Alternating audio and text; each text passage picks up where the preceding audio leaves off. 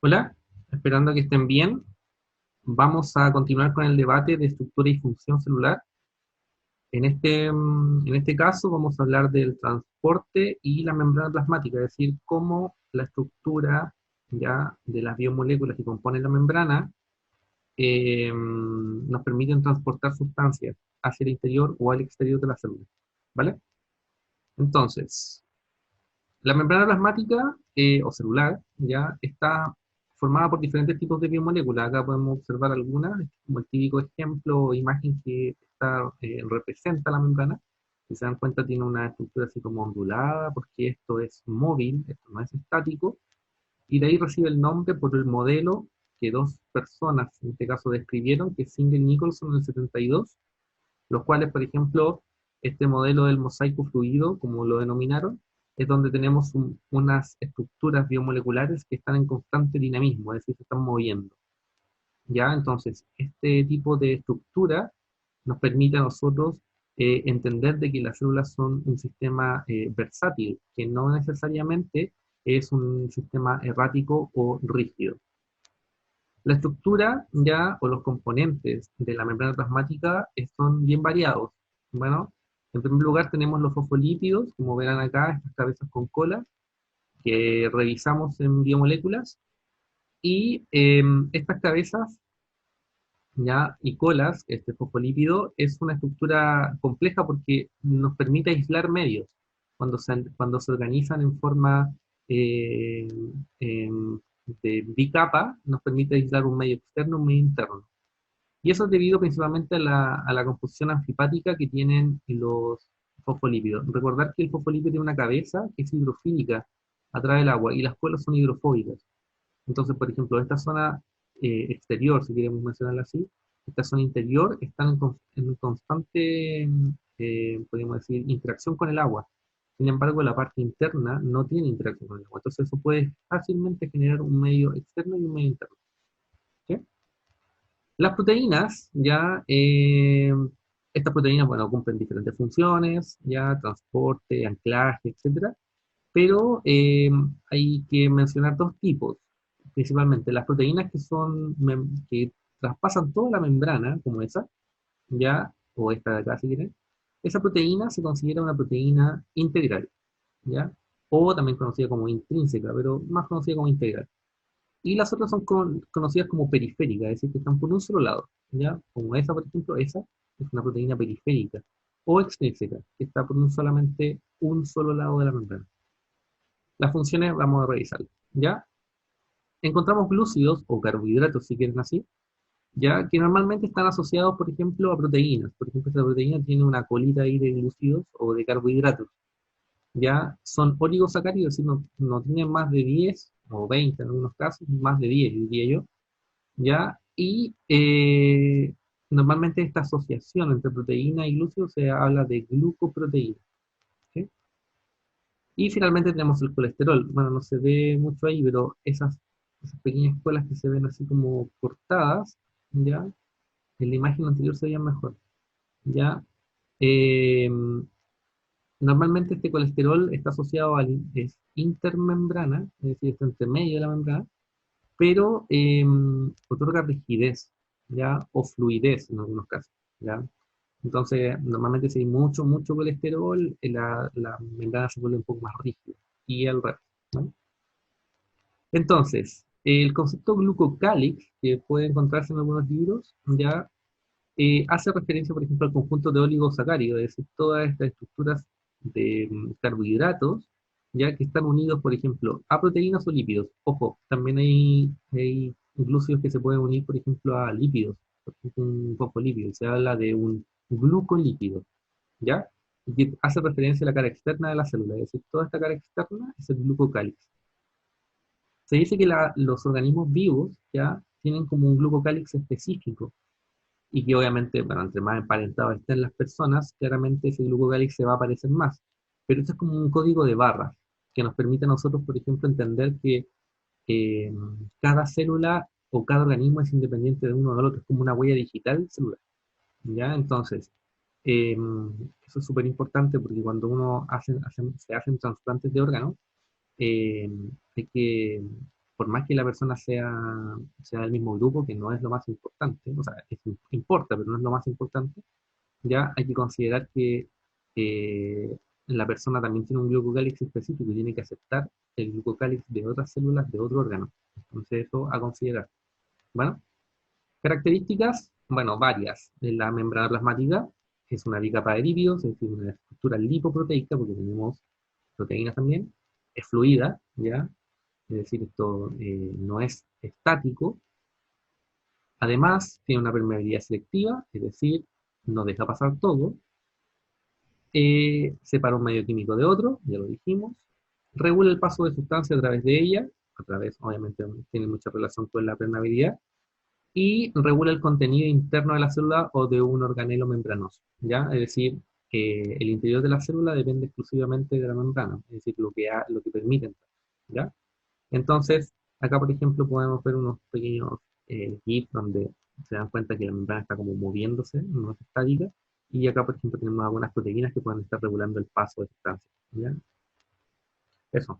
Bueno, gradientes de concentración. Esto es importantísimo cuando queremos hablar de membrana, ¿ya? Porque claramente las concentraciones de las sustancias tanto afuera como adentro de la célula son distintas. Entonces, como están disueltas en agua, normalmente los medios tienen agua disponible, pueden haber diferentes grados de concentración de algún soluto o de alguna sustancia. Entonces, esta diferencia de concentración, por ejemplo, claramente en la imagen podemos ver que la porción externa, como dice ahí, tiene mayor pelotas verdes, pelotas azules con respecto a acá adentro, ¿ya? Em, Podría decir entonces que acá está más concentrada la sustancia que acá. Esa diferencia de concentración genera un gradiente. ¿Y qué es un gradiente? Bueno, el gradiente hace referencia a la diferencia, pero esta diferencia nos permite que quizás, si, no- si la membrana así lo quiere, estas sustancias se puedan mover de un lado a otro, o de una porción a otra, o de un, ¿cómo decir?, un medio a otro. Bueno, entonces, ¿en qué dirección se debe mover la sustancia para que no exista un gasto energético? ¿Hacia dónde moverían ustedes esto? ¿De aquí hacia allá o de allá hacia acá? Les voy a soplar. De acá hacia acá, para no gastar energía, para o sea, como que igualar o hacer equivalentes ambos medios, ¿ya? Porque como acá hay más, acá hay menos. Entonces, para equiparar ambos medios, yo movería de aquí para acá y los dejaría como en las mismas cantidades, ¿ya? Entonces, ahí aparece el concepto de a favor del gradiente. Es decir, como hay más afuera y menos adentro, lo lógico sería esperar que para equiparar ambos medios, poder mover desde afuera hacia adentro. Y eso es ir a favor del gradiente. La gracia de ir a favor del gradiente es que este tipo de transporte no hay gasto energético y se va a denominar pasivo. Bueno, si la sustancia química se mueve en contra del gradiente de concentración, imaginando que esto fuera de aquí para allá, ¿qué nombre recibiría el transporte? Ya lo saben, lo sé. Activo, ¿ya? Un transporte activo. Porque si yo, a pesar de todo, a pesar de que tengo diferencias de concentración, y yo aún así quisiera ir en contra del gradiente, en contra de la corriente, si quieren, podría igual sacar sustancias de aquí para allá, pero me va a costar. Me va a costar en el sentido de que tengo que gastar energía, porque como toda la fuerza neta empuja hacia acá, esta sustancia va en contra de ese gradiente. Es como si yo me quisiera meter al metro lleno y la gente, por ejemplo, intenta salir o está adentro y me tengo que meter entre medio de la gente. Tengo que gastar energía para eso. Lo mismo pasa acá. Entonces, va a llamar transporte activo y claramente va en contra del gradiente de concentración. Es decir, hay gasto energía. ¿Ya? Bueno, el transporte, dependiendo si es activo o pasivo, se puede clasificar. ¿Ya?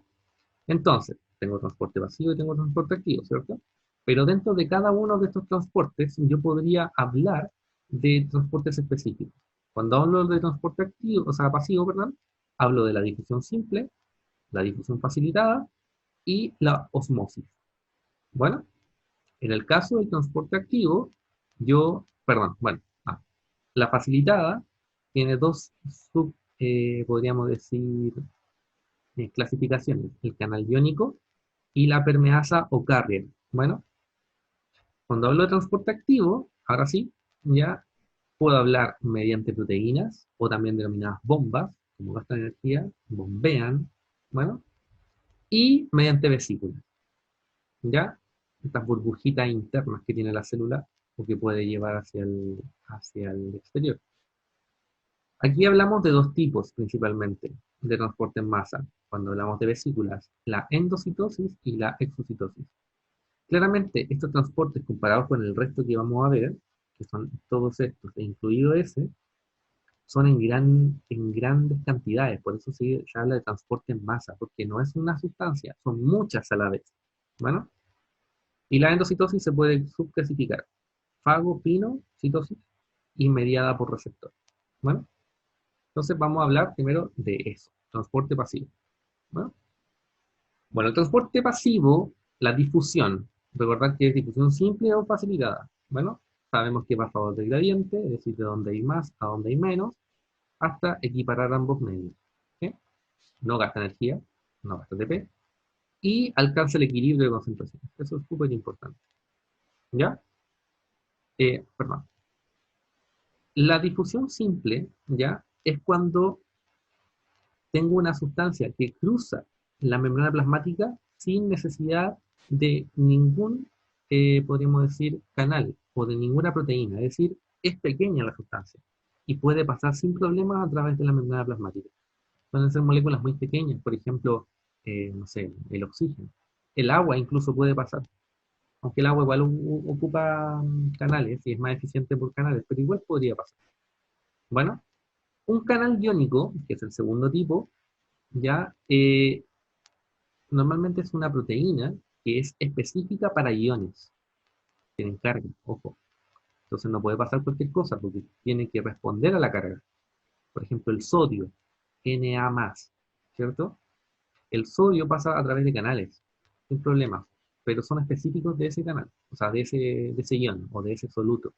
Bueno, un carrier o permeasa es aquel que es una proteína que normalmente suele estar cerrada, pero cuando entra en contacto con el soluto, cambia su conformación y la deja pasar.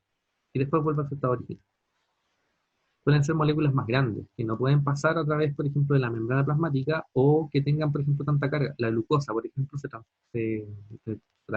traspasa al interior de la célula a través de permeasa o de carriers específicos de glucosa. Bueno, bueno, estos dos obviamente son consideradas difusión facilitada. Bueno, el otro transporte pasivo es el transporte de un solvente, que es el agua. ¿Ya? Y bueno, el movimiento de moléculas de agua, ya, por eso no se considera tanto como soluto. En el caso anterior yo hablaba, por ejemplo, de aquí, la difusión simple, hablé del agua, pero el agua es un solvente, no es un soluto. Entonces, si yo voy a movilizar solvente, como el agua, hablamos de un transporte especial de él. Y hablamos de la osmosis. Movimiento de moléculas de agua a favor del gradiente de concentración, no gasta energía completamente, y normalmente se puede movilizar a través de la bicapa, como les decía, pero ojo, a través de canales de aquaporina. Esta es una aquaporina, es una proteína específica que deja pasar el agua a través de ella. Y, como ya deben esperar, de donde hay más a donde hay menos, porque es un transporte pasivo, ¿ya? De donde hay mayor concentración de agua a donde hay menor concentración de agua, ¿sí? A través de la membrana. Obviamente aquí la imagen no es tan correcta, faltaría una guaporina, pero en el fondo hace referencia hacia dónde se está moviendo. Por ejemplo, hay que hablar de tipos de soluciones cuando hablamos de los movimientos de agua, porque yo si quisiera hablar, por ejemplo, de las concentraciones, ya tendría en este caso que considerar también que no siempre va a haber mucha agua disponible con respecto a otros medios. Entonces, los tipos de soluciones va a ser la relación que va a existir entre el solvente y el soluto, es decir, el agua, el solvente y la sal como soluto. Estas relaciones pueden ir variando. Yo puedo tener mucha sal en un medio, como puedo tener poca, y lo mismo pasa con el agua. Entonces, para hablar de osmosis siempre tengo que considerar dos medios adyacentes, es decir, un medio al lado del otro, y ver hacia dónde se va a mover el agua, es decir, dónde va a haber mayor disponibilidad de agua para que se mueva hacia el otro. Siempre tengo que considerar dos medios, no me sirve hablar de un solo medio. Siempre el movimiento o el gradiente de sustancia, tengo que estar considerando dos medios. Entonces, primero que todo, voy a hablar de la solución hipotónica, es decir, cuando tengo, por ejemplo, muy poquita sal y tengo mucha agua, ¿ya? Es una solución hipotónica, es decir, hay una menor concentración del soluto. Luego tengo la solución isotónica, cuando entre los dos medios encuentro la misma concentración de la sal con respecto al agua, ¿ya? Es una relación. Bueno, y finalmente, una solución hipertónica es aquella que tiene una mayor concentración de soluto, es decir, que tengo mucha sal con respecto al agua, con respecto al medio de al lado. Recuerden eso. Bueno, bueno, está la aclaración. Esta clasificación se puede utilizar solo cuando se comparan dos soluciones. Es decir, por ejemplo, esto no me sirve para decir, yo no podría mirar esta imagen y decir, ah, mira, esta es isotónica, porque no la estoy comparando con nada. Estoy solamente considerando que hay soluto y solvente, pero no estoy diciendo en ningún caso de que lo estoy comparando con otro. Y al no poder compararlo, no le puedo dar ninguno de estos adjetivos. Bueno, acá sí, ¿ya? Por ejemplo, si yo me miro acá y digo la solución uno y 2 y comparo esas dos, ¿cuál tiene en este caso, no sé, pues, más sal o menos sal? Contemos las sales, 1, 2, 3, 4, 5, 1, 2, 3, 4, 5, tiene la misma cantidad de sal. Y asumo que por la cantidad de pelotas azules, más o menos la misma cantidad de agua. Entonces deberían ser isotónicas, ¿cierto? Pero ahora, la solución 2 con respecto a la solución 3, ¿cómo son? ¿Dónde hay más sal? La 3, ¿cierto? Y en la solución 2 hay más agua con respecto a la 3. Entonces, la solución 2 debería ser hipotónica con respecto a la solución 3, que es más hipertónica, ¿cierto? Y la solución 3 con la 2, ya le acabo de soplar, es hipertónica con respecto a la 2. ¿Se entendió? Si no, pónganlo al video. Entonces, osmosis en animales, ¿ya? ¿Qué efecto tiene la osmosis en células animales? ¿Ya? Si yo, por ejemplo, pongo una célula en un medio hipotónico, si pongo una célula en un medio hipertónico, si pongo este isotónico, ¿no? En un medio isotónico, lo pongo en un medio hipertónico o lo pongo en un medio hipotónico, ¿qué le pasa a la célula? Diferentes conceptos. Si está en un medio normal, ¿ya? ¿Sí? O isotónico, yo no esperaría cambios en la célula, porque es isotónico con respecto a la célula. ¿Qué pasa cuando yo, por ejemplo, la meto en un medio hipertónico? Fíjense, tengo la célula, o sea, aquí está el medio, el lado derecho es el medio, tengo mucha sal con respecto al agua, ¿ya? Entonces, ¿qué es lo que le va a pasar a este movimiento de, de agua de la célula?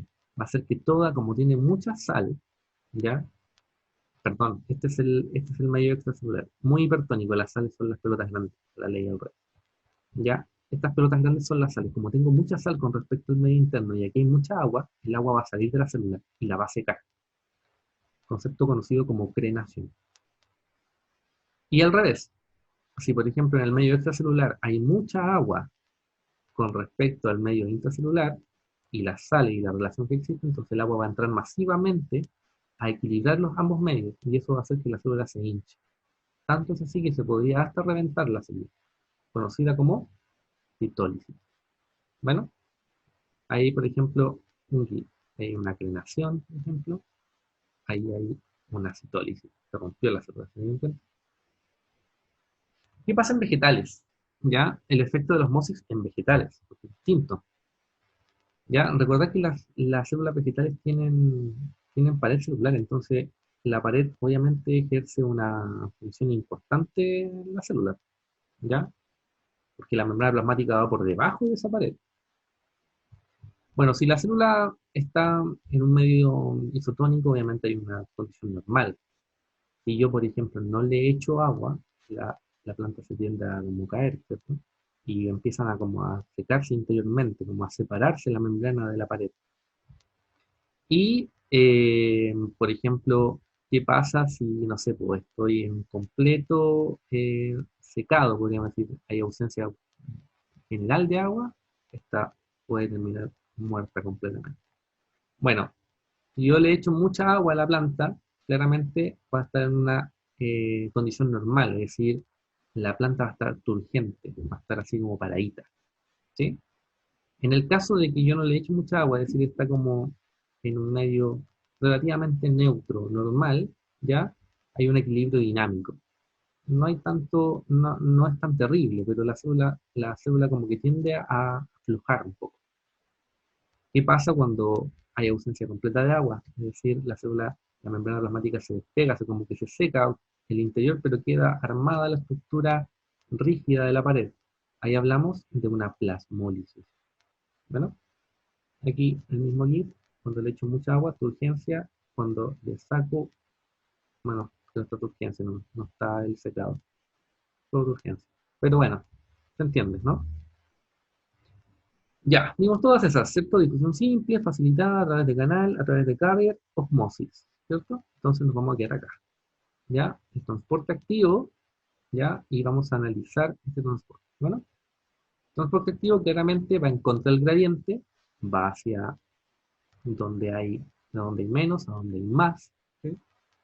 Y no gasta energía, no gasta ATP, y claramente no busca alcanzar el equilibrio, al contrario, busca el desequilibrio, ¿ya? Eh, Aquí dice, bueno, mediado por carriers o bombas. Bombas es más adecuado que carriers, por si acaso, porque se puede confundir con el anterior.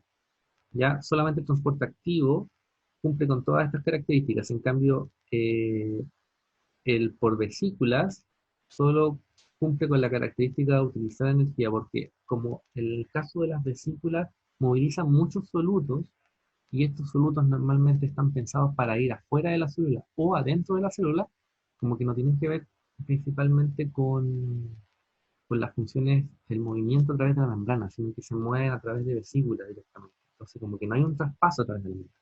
Entonces, por eso hablamos de que son clasificados dentro de activo porque gastan energía solamente. ¿Vale? Entonces vamos a hablar uno de bombas primero. La bomba sodio potasio es el ejemplo más claro y conocido. Si se dan cuenta, ahí está la bomba sellada, toma 3 sodios, gasta un ATP y los saca y mete 2 potasio al interior. Si se dan cuenta, la cantidad de sodio aquí es bien baja, allá es bien alta y aún así los saca, y la cantidad de potasio acá es baja, acá es muy alta y aún así los mete. ¿Sí? Siempre es así la relación, 3 sodios por 2 potasios. ¿Y por qué hace esto? ¿Para qué? ¿Cierto?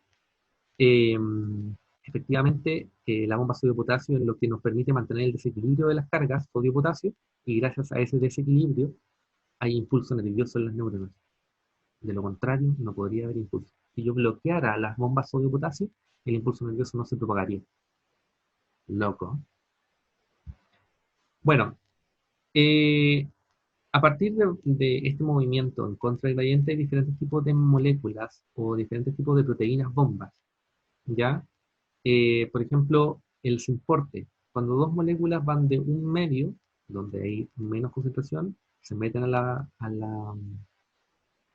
proteína y lo bombea hacia el otro lado, ¿ya? Claramente va en contra del gradiente, ¿cierto? Ahí hablamos de un simporte, ¿sí? También hablamos, por ejemplo, de un antiporte, ¿ya? Donde yo, por ejemplo, tengo la sustancia por un lado, pum, y otra sustancia por el otro. La bomba sodio potasio es un antiporte, pum, y por el otro, pum. Y van dos sustancias, pero en diferentes direcciones. Por eso antiporte, ¿sí? Pero, como ustedes ya se dan cuenta, tanto en estas que dan dos para un solo lado, o estas que van dos, una para cada lado, ¿ya? Ambas son dos sustancias son las que se mueven por la proteína o por la bomba. Entonces hablamos de un cotransporte, ¿vale? Ya. Y transporte en masa, lo que nos falta. Primero que todo, endocitosis y exocitosis, ¿cierto? Vesículas.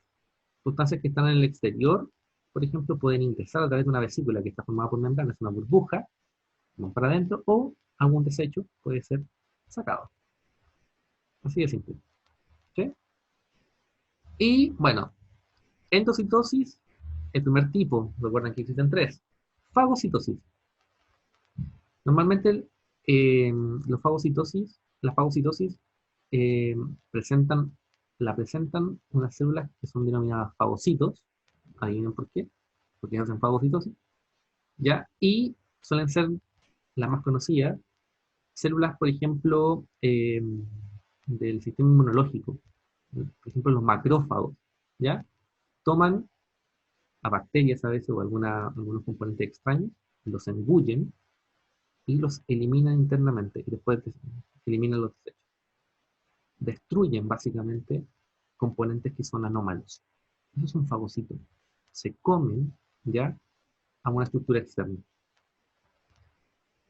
Luego tenemos la pinocitosis, donde tenemos algo bastante similar, el ingreso de sustancias, pero ojo, esta sustancia suele ser un fluido. Y cuando es un fluido, decimos que es pinocitosis. En el caso anterior, en fagocitosis, suele ser un sólido, ¿ya? Es una célula, puede ser una bacteria, ¿ya? Acá no, es un fluido. Pinocitosis. Y finalmente tenemos la endocitosis por receptores, ¿ya? Esta es como una de las más conocidas y las más complejas también, porque la endocitosis por receptores, la vesícula se forma, hoyo revestido, como se dan cuenta ahí, se activa cuando una sustancia en específico entra en contacto con un receptor. Entonces, es ahí cuando comienza el proceso de endocitosis, ¿ya? Es más específica. Claramente, en los otros dos, en las otras dos endocitosis, siempre hay algo de un poco de esto, porque claramente un macrófago, por ejemplo, va a reconocer como extraño a una bacteria por su estructura externa. Entonces, si reconoce algo extraño en ella, se la va a eliminar. ¿Ya? Y me faltó la exocitosis. Ah, bueno, la verdad, perdón. La exocitosis está considerada aquí, ¿ya? Como la salida, la eliminación de desechos. Y de hecho, por ejemplo, en el transporte en fagocitosis, acá también hay una exocitosis, si se dan cuenta. Van muy de la mano una con la otra. Bueno, eso chicos, que estén muy bien, cuídense mucho.